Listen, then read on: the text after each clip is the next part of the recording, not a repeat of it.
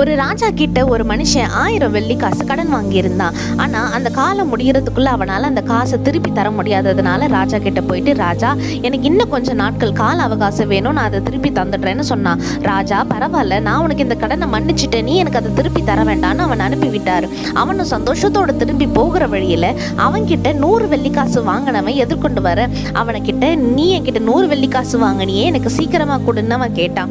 ஆனா அந்த மனுஷன் எனக்கு இன்னும் கொஞ்சம் நாட்கள் கால அவகாசம் வேணும்னு சொல்ல இவன் அவனை மன்னிக்காம அவன் கழுத்தை நெரிச்சு அடிச்சு அவனை காவலில போட்டான். இதை பார்த்து ராஜா அவனுடைய சேவகன் ராஜா கிட்ட போயிட்டு, ராஜா, நீங்க மன்னிச்ச ஒருத்தன் அவனுக்கு கடன் பட்டவனை மன்னிக்காம அவனை பிடிச்சி காவலில போட்டான்னு சொல்ல சேவகனை அனுப்பி அவனை மன்னிச்சவனை கூட்டிட்டு வந்து ராஜா கிட்ட நிறுத்தினாங்க.